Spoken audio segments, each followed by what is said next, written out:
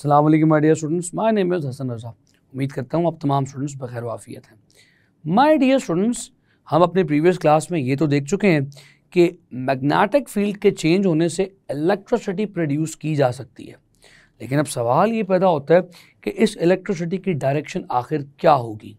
What will be the direction of electricity produced because of the changing magnetic field. इस direction को explain किया था length ने। My dear students, lens का law पढ़ेंगे आज के लेक्चर में, और अब दो बातों को मिला के एक नई डिवाइस पढ़ी जाएगी, यानी कि Faraday's law of electromagnetic induction को मिला के और लेंस लॉ को मिला के हम पढ़ेंगे एसी जनरेटर। आज के लेक्चर में बताऊंगा कि इलेक्ट्रिसिटी को जनरेट मास प्रोडक्शन के लिए कैसे किया जा सकता है। तो चलिए बगैर किसी ताखीर के अपने लेक्चर को आगे बढ़ाते हैं। माय डियर स्टूडेंट्स, हमने जिस तरह से अभी डिस्कस किया कि बहुत इम्पॉर्टेंट बात को आज पढ़ना है कि डायरेक्शन ऑफ इंड्यूस्ड करंट क्या होगी, डायरेक्शन ऑफ इंड्यूस्ड ईएमएफ क्या होगी। स्टूडेंट्स, आपने प्रीवियस क्लास में बहुत सिंपल सी बात कह दी कि अगर आपके सामने एक सोलेनॉइड हो, एक कॉइल हो और वो गैल्वानोमीटर के साथ अटैच हो, पास एक मैग्नेट ले आए, मैग्नेट को मूव करवाते जाएं, मैग्नेटिक फील्ड लाइंस चेंज होती जाएंगी और गैल्वानोमीटर पे एक करंट डिटेक्ट होता जाएगा। अगर बिजली प्रोड्यूस करना, इलेक्ट्रिसिटी प्रोड्यूस करना इतना ही सिंपल हो तो फिर इलेक्ट्रिसिटी एक्सपेंसिव क्यों हो, फिर इलेक्ट्रिसिटी प्रोड्यूस करना बहुत सारे ममालिक के लिए मुश्किल क्यों हो। सिंपल, मैग्नेट को ही तो मूव करना है। आप घर बैठ के भी मैग्नेट को मूव कर सकते हैं और इलेक्ट्रिसिटी प्रोड्यूस कर सकते हैं, तो ऐसा क्यों नहीं है। हर एक शख्स के लिए इलेक्ट्रिसिटी सिंपली घर बैठे प्रोड्यूस कर लेना क्यों इतना सिंपल नहीं है। माय डियर स्टूडेंट्स, क्योंकि हमें अभी तक direction of current, induced current नहीं पता। स्टूडेंट्स, चलिए डायरेक्शन ऑफ इंड्यूस्ड करंट को समझते हैं और अपने फिर थोड़े से प्रीवियस कॉन्सेप्ट्स को रिकॉल करते हैं। स्टूडेंट्स, याद कीजिए आपने कहा था कि अगर इस सोलेनॉइड को बैटरी के साथ कनेक्ट करूं, इस सोलेनॉइड के साथ अगर बैटरी कनेक्टेड हो, स्विच ऑन हो, तो करंट जो इस सोलेनॉइड में से गुजरेगा, उस करंट की वजह से इस सोलेनॉइड की भी एक मैग्नेटिक फील्ड होगी। आप राइट हैंड रूल लगा के इस सोलेनॉइड के नॉर्थ और साउथ का पता कर सकते हैं। उसका मतलब ये हुआ कि जिस सोलेनॉइड में से, जिस करंट कैरिंग कॉइल में से करंट अगर पास करेगा, उसकी मैग्नेटिक फील्ड यकीनी होगी, वो magnetic effect of current exhibit करेगा। स्टूडेंट्स, ये बात अब आपकी रिकॉल होगी कि whenever there is a current in a coil, whenever there is a current in a solenoid, there is a magnetic field which we have discussed in the start of the chapter. उसकी direction find out की जा सकती है by using right hand rule. Students, वापस आइए इसी simple से concept के ऊपर जिसमें आपने by the change of magnetic field lines current induce किया था। आपने कहा आपके पास एक सोलेनॉइड है, ढेर सारे नंबर ऑफ टर्न्स का, ढेर सारे बल हैं उस पर, उसके सामने आपने एक मैग्नेट रखा और इस सोलेनॉइड को आपने जोड़ दिया एक गैल्वानोमीटर के साथ। स्टूडेंट्स, बहुत गौर से सुनिएगा। फॉर एग्जाम्पल, अगर आप इस मैग्नेट को टूवर्ड्स दिस कॉइल मूव करवाएं तो आप देखेंगे कि मैग्नेटिक फील्ड लाइंस चेंज हुई। मैग्नेटिक फील्ड लाइंस के चेंज होने से इस गैल्वानोमीटर में डिफ्लेक्शन हुई। That means now this coil is a current carrying coil. ये अब करंट कैरिंग सोलेनॉइड बन गया है। तो उसका मतलब ये हुआ इसमें करंट की वजह से भी मैग्नेटिक फील्ड प्रोड्यूस होगी। तो एक मैग्नेटिक फील्ड तो इस मैग्नेट की है, एक मैग्नेटिक फील्ड करंट के इंड्यूस होने की वजह से इस सोलेनॉइड में भी प्रोड्यूस होगी। माय डियर स्टूडेंट्स, दो सूरतें हैं, दो ऑप्शंस हैं, दोनों ऑप्शंस को डिस्कस कर लेते हैं और देखते हैं कि कौन सा नेचुरली पॉसिबल है। स्टूडेंट्स, ये जो मैग्नेट है, फॉर एग्जांपल इसका नॉर्थ आप टुवर्ड्स मैग्नेट पुश कर रहे हैं, आप देख सकते हैं। एक पॉसिबिलिटी तो ये है कि सामने कॉइल में इंडक्शन ऑफ करंट की वजह से जो मैग्नेटिक फील्ड प्रोड्यूस हुई है उसका साउथ सामने आ गया, लेट्स से हम सपोज कर रहे हैं ना अभी, तो सामने साउथ आ गया। तो माय डियर स्टूडेंट्स, अगर सामने साउथ आ जाए तो क्या कॉन्सिक्वेंसेस होंगे, क्या पॉसिबिलिटीज़ होंगी? आपने मैग्नेट को थोड़ा सा आगे मूव किया, change of magnetic field lines हुआ, उससे करंट इंड्यूस हुआ, सामने आ गया साउथ। बाकी साउथ खुद ही नॉर्थ को अट्रैक्ट कर लेगा, मैग्नेट का नॉर्थ और सामने कॉइल का साउथ, अट्रैक्शन का सबब, और उस अट्रैक्शन की वजह से ये मैग्नेट खुद ब खुद आगे मूव होता जाएगा और खुद ब खुद मैग्नेटिक फील्ड लाइंस चेंज होती जाएंगी, खुद ब खुद करंट इंड्यूस होता जाएगा। तो क्या खुद ब खुद एनर्जी प्रोड्यूस हो सकती है? सोचिए जरा, electricity is a form of energy. खुद ब खुद क्या कभी एनर्जी प्रोड्यूस हुई है? स्टूडेंट्स रिकॉल कीजिए law of conservation of energy. Energy can neither be created nor be destroyed. ना एनर्जी पैदा की जा सकती है, ना एनर्जी डिस्ट्रॉय की जा सकती है। इट इज ओनली कन्वर्टेड और transformed from one form to another form. तो ये पैदा नहीं की जा सकती। इस केस में तो पैदा हो रही है, आपको तो मैग्नेट को धक्का भी नहीं देना पड़ रहा, आपने मैग्नेट को बस हल्का सा इनिशियल पुश दिया, मैग्नेटिक फील्ड लाइन चेंज हुई, करंट इंड्यूस हुआ, सामने साउथ आ गया, खुद ब खुद मैग्नेट जा ही जाएगा। अट्रैक्शन की वजह से खुद मैग्नेटिक फील्ड लाइंस चेंज हुए जाएंगी और करंट या इलेक्ट्रिकल एनर्जी क्रिएट हुए जाएगी। So my dear students, this option is naturally not possible because this option is against the law of conservation of energy, because in this case you are creating the energy out of nowhere, which is not possible.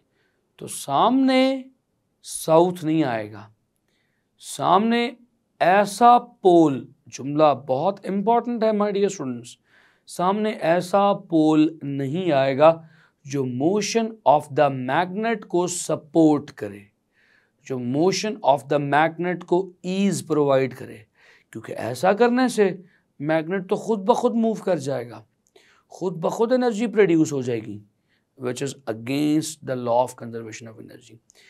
Then what will happen my dear students? दूसरी option को देखते हैं, देखिएगा, फिर से वापस आए। आपके पास एक कॉइल, जिसे सोलेनॉइड भी कह रहे हैं, कनेक्टेड विद अ गैल्वानोमीटर, सामने रखा एक मैग्नेट, मैग्नेट का नॉर्थ पोल इस कॉइल को फेस कर रहा है। आपने इस बार इस मैग्नेट को फिर आगे पुश किया, मैग्नेटिक फील्ड लाइंस जो इस कॉइल में से पास कर रही हैं चेंज हुई, मैग्नेटिक फील्ड लाइंस के चेंज होने से my dear students current induce हुआ, और इस बार करंट की इंडक्शन ऐसी है कि सामने साउथ की बजाय नॉर्थ आ जाएगा। तो माय डियर स्टूडेंट्स, इस बार इस कॉइल पे मैग्नेटिक फील्ड से बनने वाला नॉर्थ ऑफ द मैग्नेट को फेस कर रहा है। देख सकते हैं दोनों नॉर्थ एक दूसरे के सामने है। तो माय डियर स्टूडेंट्स, आप जानते हैं नॉर्थ को रिपेल करता है। अब आपको इस मैग्नेट को आगे मूव करवाने के लिए, मैग्नेटिक फील्ड लाइंस चेंज करने के लिए ज़्यादा फोर्स लगानी पड़ेगी, ज़्यादा वर्क करना पड़ेगा। Now you have to push this magnet towards the coil with a greater energy. So that kinetic energy that you will use to push this magnet towards the coil will be converted into the electrical energy, my dear students. So now law of conservation of energy obey हो रहा है, क्योंकि energy को आप एक form से दूसरी form में कन्वर्ट करें, एनर्जी को आप काइनेटिक एनर्जी से, इसे काइनेटिक भी कह सकते हैं, मैकेनिकल भी कह सकते हैं, इसे आप काइनेटिक एनर्जी से इलेक्ट्रिकल एनर्जी में कन्वर्ट कर रहे हैं, क्योंकि अब सामने नॉर्थ को पुश करने से नॉर्थ आएगा, वो नॉर्थ को रिपेल करेगा, and you need to give it more kinetic energy, so that energy will be converted into the form of the electrical energy. My dear students, इसका ऑपोजिट सोचिए। अगर तो आप इस मैग्नेट को अब अवे पुल करें, तो अब आप नॉर्थ को अवे पुल करेंगे, डायरेक्शन ऑफ मैग्नेट चेंज हो गई, डायरेक्शन ऑफ मैग्नेट चेंज होने से डायरेक्शन ऑफ करंट चेंज हो जाएगी dear students, direction of current change होने से my dear students what will happen, बहुत सिंपल सी बात है, इस मैग्नेटिक फील्ड की direction for the solenoid for the coil भी चेंज हो जाएगी। अब सामने साउथ आ जाएगा, this south will resist the backward motion of the coil, यानी मुझे बैकवर्ड इस कॉइल को पुल करने के लिए फिर काइनेटिक एनर्जी देनी पड़ेगी, फिर मुझे मैकेनिकल एनर्जी देनी पड़ेगी। That mechanical energy will be converted into the electrical energy. So do you know ये सबसे पहले ऑब्जर्वेशन किसने की थी? This observation was made by lens. Lens ने सबसे पहले ये बात ऑब्जर्व की थी और प्रेडिक्ट की थी, प्रपोज की थी कि the induced current will always such that it will oppose its cause. Students, मैं इसकी स्टेटमेंट पढ़ता हूँ, चलिए स्टेटमेंट देखिए क्या है। The statement of Lenz's law is the direction of an induced current in a circuit is always such that it opposes the cause that produced it. ये हमेशा अपने cause को oppose करेगा। तो cause को oppose कैसे कर रहे हैं? The cause is the motion of magnet. When you push the magnet towards the coil, सामने north आ जाएगा, नॉर्थ इस नॉर्थ को अपोज करेगा। When you will pull this magnet away from the coil, सामने साउथ आ जाएगा। Now this motion away from the coil will be again opposed by the presence of south. My dear students, अब यहाँ पर 2-3 सवाल बहुत important हैं जो एग्जाम पॉइंट ऑफ व्यू से अक्सर पूछे जाते हैं। सबसे पहला सवाल ये है कि what is the significance of the Lenz law? Dear students, the significance of the Lenz law is that it is in accordance with the law of conservation of energy. Lenz law बहुत अहम है, इसकी significance है क्योंकि ये law of conservation of energy के N मुताबिक है। इसमें जितनी एनर्जी आप मैकेनिकल एनर्जी की सूरत में मैग्नेट को पुश या पुल करने में खर्च करेंगे वो डिस्ट्रॉय नहीं होगी। That energy will be converted into the electrical energy induced in this coil. My dear students, यहाँ पर दूसरा सवाल ये भी पूछा जाता है कि the direction of induced current or induced EMF is predicted by the Lenz law. तो my dear students, Lenz ने direction of induced current predict की थी क्योंकि जो मैग्नेटिक फील्ड है वो induced current की वजह से पैदा हो रही है। मैग्नेटिक फील्ड ही वो सबब है जो अपोज कर रहा है मोशन ऑफ द मैग्नेट को। माय डियर स्टूडेंट्स, यहाँ पर याद रखिएगा, थोड़ी सी मिस्टेक मत कर दीजिएगा। कभी भी ऑप्शन इस तरह की आ जाए कि the direction of dash is predicted by the lens law, और ऑप्शंस में आपके पास इंड्यूस्ड करंट भी हो, इंड्यूस्ड ईएमएफ भी हो और भी बहुत सारी ऑप्शंस हों, तो you will always pick the induced current. हाँ, अगर इंड्यूस्ड करंट ना हो और फिर सिंपल आप वाहिद इंड्यूस्ड ईएमएफ के ऑप्शन को पिक कर सकते हैं। डियर स्टूडेंट्स, तो ये तो आपने देखा कि दैट इज़ वाई हर घर में हर एक शख्स के लिए सिंपली मैग्नेट को मूव करवा देने से इलेक्ट्रिसिटी को प्रोड्यूस करवा देना इतना सिंपल नहीं है। दैट इज़ वाई इलेक्ट्रिसिटी को प्रोड्यूस करवाने के लिए आपको बहुत सारी एनर्जी देनी पड़ती है एज एन इनपुट, वो फिर कन्वर्ट होती है into the electrical energy. My dear students, ये तो लेंस लॉ और लेंस लॉ से डायरेक्शन ऑफ करंट मैंने आपके सामने रखी। बात यहाँ पर ख़त्म नहीं होती। आज हम इसी लेंस लॉ और अपने प्रीवियस टॉपिक को कंबाइन करके एक डिवाइस पढ़ेंगे कि फिर आखिर बिजली कैसे जनरेट की जाए, बिजली कैसे दूसरी फॉर्म से इस फॉर्म में, इलेक्ट्रिकल फॉर्म में ट्रांसफॉर्म की जाए। आपने देखा कि 2 चीज़ें इंपॉर्टेंट हैं। एक तो मैग्नेटिक फील्ड लाइंस का चेंज होना इलेक्ट्रिसिटी इंड्यूस करेगा, and that induction of electricity is according to the law of conservation of energy, यानी energy should be converted from certain form into the electrical form. तो dear students, there is a device which is capable to do this, and that device is called as the AC generator. AC generator की full form है alternating current generator. Students, पहले तो हम simple बात करते हैं कि जनरेटर, इलेक्ट्रिसिटी जनरेटर किसे कहते हैं। Students, electrical generator is a device which can convert mechanical energy into the electrical energy. एक ऐसी डिवाइस जो मैकेनिकल एनर्जी को इलेक्ट्रिकल एनर्जी में कन्वर्ट करने की सलाहियत रखे या कन्वर्ट कर दे, वो जनरेटर कहलाता है। डियर स्टूडेंट्स, क्या ये डिवाइस इनवर्स ऑफ मोटर नहीं है, ये मैं आपसे पूछ रहा हूँ, बता नहीं रहा, पूछ रहा हूँ। सोचिए, what was happening in the motor. चीज़ों को रिलेट करके पढ़ना सीखिए, कॉन्सेप्ट बहुत ज़बरदस्त बिल्ड हो जाएंगे। Students, in DC motor, in motor you have studied that you give electrical energy, that electrical energy is converted into the mechanical energy by the rotation of the motor. अब इसका उल्टा सोचिए, now you are giving mechanical energy and electrical energy will be produced. तो dear students, yes, ये बिल्कुल दुरुस्त है। कहा जा सकता है कि motor is the inverse of generator, या generator is the inverse of motor.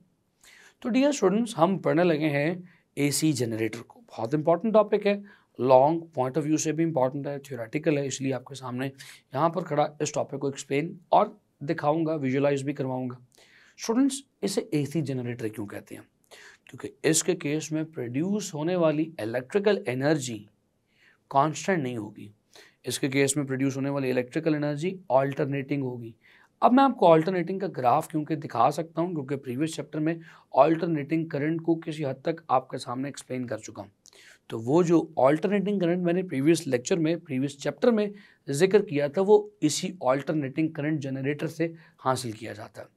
तो डियर स्टूडेंट्स, आप देख सकते हैं कि ये करंट आहिस्ता आहिस्ता बढ़ेगा, मैक्सिमम पर पहुंचेगा, फिर ज़ीरो हो जाएगा, फिर अपनी डायरेक्शन को स्विच कर लेगा, नेगेटिव मैक्सिमम पर जाएगा और फिर वापस ज़ीरो पर आ जाएगा। ये ऑल्टरनेटिंग करंट का एक साइकिल, एक चक्कर है। तो याद रखिएगा, जो ऑल्टरनेटिंग करंट जनरेटर हम पढ़ने जा रहे हैं उसकी आउटपुट कुछ ऐसी होगी। स्टूडेंट्स, आखिर ऐसी आउटपुट कैसे हासिल की जा सकती है? तो आपने समझ लिया कि ऑल्टरनेटिंग करंट जनरेटर है क्या, डेफिनेशन क्या, उसकी आउटपुट क्या है। स्टूडेंट्स, आप समझते हैं कि ऑल्टरनेटिंग जनरेटर आखिर है क्या, काम कैसे करता है। तो डियर स्टूडेंट्स, काम कैसे करता है, सबसे पहले आपको समझने की ज़रूरत है what is the principle of this alternating current generator. Dear students, the principle कहते हैं कानून को, असूल को। किस कानून के तहत काम करता है, किस साइंटिफिक प्रोसेस, किस साइंटिफिक फिनोमिनन को ये ओबे करता है। माय डियर स्टूडेंट्स, इसके लिए the principle is Faraday's law of electromagnetic induction. So अगर आपसे कभी एमसीक्यू में या शॉर्ट क्वेश्चन में पूछ लिया जाए what is the principle of AC generator, तो you will say the AC generator works on the principle of Faraday's law of electromagnetic induction, i.e. the change in magnetic field lines through the coil will induce current in it। कि जो magnetic field lines को इस खास area में से change किया जाएगा, इसी मैग्नेटिक फील्ड लाइंस के चेंज होने से इसमें करंट इंड्यूस होगा। हम आप प्रिंसिपल भी समझ चुके हैं, आपको थोड़ी थोड़ी बात समझ आ रही है कि मैग्नेटिक फील्ड लाइंस को चेंज करना। हमारे स्टूडेंट्स, अभी रुक जाइए, कुछ भी मत देखिए, कुछ भी मत सुनिए, बहुत इंपॉर्टेंट बात, मेरी बात पे गौर कीजिए और फिर से कॉन्सेप्ट्स को रिलेट कीजिए। मैंने आपको प्रीवियस लेक्चर में बताया था मैग्नेटिक फील्ड लाइंस को कैसे चेंज करते हैं। दो मेथड्स मैंने बताए थे। एक मेथड मैंने कहा था by the motion of magnet, आगे जाएंगे मैग्नेटिक फील्ड लाइंस स्ट्रॉन्ग हो जाएंगी, पीछे लेके आएंगे मैग्नेटिक फील्ड लाइंस वीक हो जाएंगी। और दूसरा मैंने कहा था by changing the orientation of area. आप एरिया को चेंज करें, एरिया को चेंज करने से भी मैग्नेटिक फील्ड लाइंस चेंज हो जाएंगी। So my dear students, in alternating current generator हम इसी सेकंड प्रिंसिपल को ओबे करेंगे।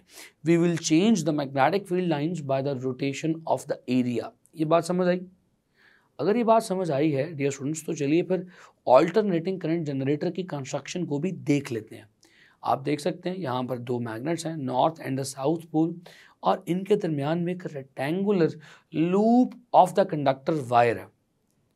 माय डियर स्टूडेंट्स, ये सिंगल वायर है, एक ही कॉइल की सूरत में, एक ही लूप की सूरत में मैंने बेंड की हुई है। तो this can be regarded as a single turn loop, एक टर्न का, सिंगल टर्न का कॉइल है। My dear students, now this coil is connected with the two rings. आप इन्हें दो रिंग्स के साथ कनेक्टेड देख रहे हैं। These rings are called as slip rings. याद कीजिए, डीसी मोटर में भी रिंग्स थे, वो स्प्लिट रिंग थे, हाफ रिंग थे, उन्हें कॉम्यूटेटर्स भी कहते हैं। लेकिन यहाँ पर कंप्लीट रिंग्स हैं। इन वायर के दो एंड्स के ऊपर एक कंप्लीट रिंग्स कनेक्टेड हैं। इन रिंग्स का connection to the galvanometer through carbon brushes किया गया। आप देख सकते हैं यहाँ पर गैल्वानोमीटर कनेक्टेड है। गैल्वानोमीटर एक लोड है, यानी ये वो अप्लायंस है जो इलेक्ट्रिसिटी रिक्वायर कर रहा है, जिसे इलेक्ट्रिसिटी रिक्वायर्ड है, जिसे इलेक्ट्रिसिटी सप्लाई की जा रही है। और ये galvanometer through the slip rings connected है through these blocks. These blocks are called as the carbon brushes. इन्हें कार्बन ब्रशेस स्पेसिफिकली ग्राफाइट का इसलिए बनाया जाता है क्योंकि my dear students, graphite is a very good conductor. इस केस में कंडक्शन बेटर होती है और ज़ाहिर है फ्रिक्शन की वजह से वियर एंड टीयर भी कम होगा। ग्रेफाइट की लुब्रिकेटिव प्रॉपर्टीज़ हैं। स्टूडेंट बताऊंगा अभी फ्रिक्शन कहाँ पर आएगी। और माय डियर स्टूडेंट्स, इसी कॉइल के दूसरे एंड पे एक शाफ्ट कनेक्ट की जाती है। उस शाफ्ट से मैकेनिकल एनर्जी या टॉर्क प्रोवाइड किया जाता है, इस कॉइल को घुमाया जाता है। सो अभी के लिए मैंने आपको सिर्फ इसका स्ट्रक्चर समझाया। स्ट्रक्चर में आप देख सकते हैं we have got a coil of single turn, single loop and magnets north and south pole. This coil is connected with the slip rings, and slip rings are connected to the external circuit through carbon brushes. On the other side of this coil, we have got a shaft in order to provide the mechanical energy to this coil. My dear students, अब आप construction भी समझ चुके हैं। Now let's talk about working. आखिर ये AC generator काम कैसे करता है? My dear students, चलिए वर्किंग की तरफ। स्टूडेंट्स, नाउ इमेजिन दैट कि आपके पास जो व्यू है वो फ्रंट व्यू है इस पूरे के पूरे सेटअप का, और आप देख सकते हैं नॉर्थ और साउथ के दरमियान जो एरिया मौजूद है, that area is such that it is perpendicular to the magnetic field lines. तो इस वक्त इस एरिया में से गुजरने वाली मैग्नेटिक फील्ड लाइंस मैक्सिमम है। स्टूडेंट्स ज़रा रुक जाइए और मुझे बताइए, क्या इस केस में कोई करंट या ईएमएफ इस एसी जनरेटर में इंड्यूस होगी? Students, the answer is no. क्यों? आपको याद होगा मैंने प्रीवियस लेक्चर में फिर ये बात सिखाई थी कि इंड्यूस होने वाला current number of magnetic field lines के डायरेक्टली प्रोपोर्शनल नहीं है, ये number of change in magnetic field lines के प्रोपोर्शनल है। राइट नाउ इस परपेंडिकुलर एरिया में से मैक्सिमम मैग्नेटिक फील्ड लाइंस तो पास कर रही हैं, लेकिन माय डियर स्टूडेंट्स ये मैग्नेटिक फील्ड लाइंस इस वक्त कांस्टेंट है, मैक्सिमम है मगर कांस्टेंट है, चेंज नहीं हो रही। तो right now there will be no current induced in these sides. My dear students, अब सिंप्लिसिटी के लिए इनमें से इस वक्त जो साइड्स आपके सामने मौजूद हैं, ऊपर इन्हें पी क्यू कह दें और नीचे वाली साइड्स को आर एस कह दीजिए। किसी भी साइड में कोई करंट इंड्यूस नहीं हुआ। माय डियर स्टूडेंट्स, जब आप इस कॉइल को रोटेट करना शुरू करेंगे तो आप देख सकते हैं कि अब रोटेट करने से मैग्नेटिक फील्ड लाइंस रिड्यूस होती जा रही हैं। जैसे जैसे मैं इस एरिया को टर्न करता जा रहा हूँ, इस एरिया को रोटेट करता जा रहा हूँ, number of magnetic field lines passing through this area are reducing. Turn करते करते जब मैं इसे 90 डिग्री पर रोटेट कर चुका हूं, such that now after 90 degrees rotation this area becomes parallel to the magnetic field lines. Now how many magnetic field lines are passing through this area, students? 0. लेकिन यहां तक आते आते change in magnetic field lines कितना आया है? Students, change in magnetic field lines maximum आया, क्योंकि इनिशियल पोजीशन में number of magnetic field lines passing through this area तो मैक्सिमम थी, लेकिन चेंज नहीं हो रही थी। मेरे घुमाने से मैग्नेटिक फील्ड लाइंस चेंज होना शुरू हुई और चेंज होते होते इस पोजीशन पर मैग्नेटिक फील्ड लाइंस आप देख सकते हैं 0 हो चुकी हैं। So at this position dear students, right now the change in the magnetic field lines is maximum. Pass तो नहीं कर रही, लेकिन चेंज मैक्सिमम हुई है, मैक्सिमम से 0 पे आ गई। यानी मैग्नेटिक फील्ड लाइंस जो गुजर रही थी वो मैक्सिमम थी इनिशियली, अब 0 हो चुकी है, तो चेंज मैक्सिमम का आ गया। माय डियर स्टूडेंट्स, इसी वजह से इस पॉइंट तक आते आते जो इंड्यूस्ड करंट की वैल्यू होगी वो इस कॉइल में मैक्सिमम हो जाएगी। तो साथ ही ग्राफ देखिए, initially when magnetic field lines were passing, when all magnetic field lines were passing through this coil, induced EMF was 0। लेकिन जैसे जैसे रोटेट होना शुरू हुआ, मैग्नेटिक फील्ड लाइंस कम होना शुरू हुई, लेकिन कम हो रही है तो चेंज तो हो रही है ना, मैग्नेटिक फील्ड लाइंस का चेंज बढ़ना शुरू हुआ। तो मैग्नेटिक फील्ड लाइंस के चेंज बढ़ने से आप देखिए इंड्यूस्ड ईएमएफ का ग्राफ चढ़ना शुरू हो जाएगा। Right after the 90 degrees rotation when this coil will become parallel to the magnetic field such that now no magnetic field is passing through this coil. तो change in magnetic field maximum आ चुका है, इसी वजह से induced EMF आप देखिए maximum हो चुकी है। By further rotation of the coil, induced EMF जो maximum हुई थी अब वो reduce होना शुरू हो जाएगी। My dear students, reduce होते होते जब ये coil फिर से perpendicular position में आ जाएगा, उस वक्त आप देख सकते हैं कि इंड्यूस्ड करंट और इंड्यूस्ड ईएमएफ का ग्राफ फिर से जीरो हो चुका है। क्यों? क्योंकि देखिए आपने घुमाना इसी पोजीशन से शुरू किया था और घूमते घूमते वापस आप इसी पोजीशन पे आ चुके हैं, यानी right now once again the change in magnetic field lines is zero. You are back to your original number of magnetic field lines. So right now induced EMF is once again zero. My dear students, अब ऐसे अगर further घुमाऊं, further rotate करूं, तो आप देख सकते हैं पहले पी क्यू साइड जो ऊपर थी अब वो पी क्यू साइड नीचे आ गई है, नीचे आना शुरू हो जाएगी, और जो आर एस साइड थी जो पहले नीचे थी अब वो रोटेट होकर ऊपर जाना शुरू हो जाएगी। यानी इन दोनों करंट्स यानी इन दोनों कंडक्टर्स ने अपनी डायरेक्शन मैग्नेटिक फील्ड में स्विच कर ली। तो डियर स्टूडेंट्स, याद कीजिए वो फिनोमेना जब मैंने माइकल फैराडे का एक्सपेरिमेंट आपसे शेयर किया था कि अगर कंडक्टर के मोशन की डायरेक्शन को मैग्नेटिक फील्ड लाइन में चेंज करूं तो पैदा होने वाला ईएमएफ और पैदा होने वाला करंट भी अपनी डायरेक्शन को चेंज कर देता है। तो my dear students, after this rotation when this PQ side will start going downward and RS side will start moving upward, फिर फ्लक्स, फिर मैग्नेटिक फील्ड लाइंस चेंज होना शुरू हो जाएंगी, फिर ईएमएफ इंड्यूस होना शुरू हो जाएगी but in the opposite direction. So the graph will go down. तो माय डियर स्टूडेंट्स, घूमते घूमते जब ये ग्राफ फिर पैरेलल स्टेट पे आएगा such that no magnetic field lines are passing through this coil, passing through this area, उस वक्त change in magnetic field lines maximum हो चुका होगा। उस वक्त फिर ये EMF नेगेटिव मैक्सिमम पर लाए करेंगे। आप फर्दर घुमाना शुरू करेंगे, मैग्नेटिक फील्ड लाइंस बढ़ना शुरू होंगी, बढ़ते बढ़ते जब ये फिर वर्टिकल हो जाएगा, मैग्नेटिक फील्ड लाइंस के परपेंडिकुलर हो जाएगा, मैग्नेटिक फील्ड लाइंस फिर से मैक्सिमम हो जाएंगे, आप फिर इनिशियल पोजीशन पर पहुंच जाएंगे जहां से आपने बात शुरू की थी, यानी मैक्सिमम मैग्नेटिक फील्ड लाइंस पे। तो change in magnetic field lines zero हो गया, वापस आप मैक्सिमम पर आ गए, तो इसीलिए ईएमएफ फिर से जीरो हो गई। तो माय डियर स्टूडेंट्स, आपने देखा ये जो ग्राफ प्रोड्यूस हुआ है ऑल्टरनेटिंग करंट का और ऑल्टरनेटिंग ईएमएफ का, वो बिल्कुल चेंजिंग पोलैरिटी वाला है, वो बिल्कुल वैसा ही है जैसा हमने प्रीवियस चैप्टर में ऑल्टरनेटिंग करंट के लिए पढ़ा था। तो माय डियर स्टूडेंट्स, हम ये कहेंगे कि जो ग्राफ, जो आउटपुट हमारे पास इस ऑल्टरनेटिंग करंट जनरेटर से आ रही है वो ऑल्टरनेटिंग करंट की है। अब यहाँ पर डियर स्टूडेंट्स, जहाँ पर ये वेव कंप्लीट हुई है that is called as one time period of the alternating current generator और ऑल्टरनेटिंग करंट साइकिल। ये एक चक्कर इस पूरे जनरेटर का भी हुआ और यहाँ पर एक पूरा चक्कर इस वेव का भी हुआ है।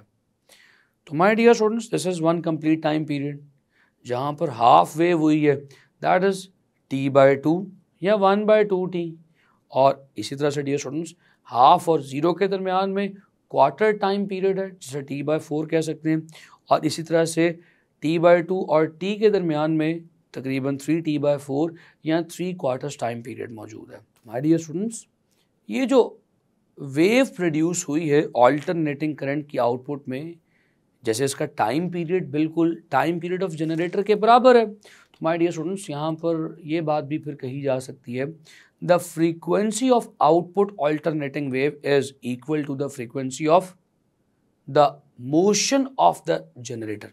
यानी जिस फ्रीक्वेंसी के साथ जनरेटर रोटेट कर रहा होगा उसी फ्रीक्वेंसी के साथ वेव्स भी आउटपुट में आएंगी, उसी फ्रीक्वेंसी के साथ ऑल्टरनेटिंग करंट और ऑल्टरनेटिंग ईएमएफ भी प्रोड्यूस होगी।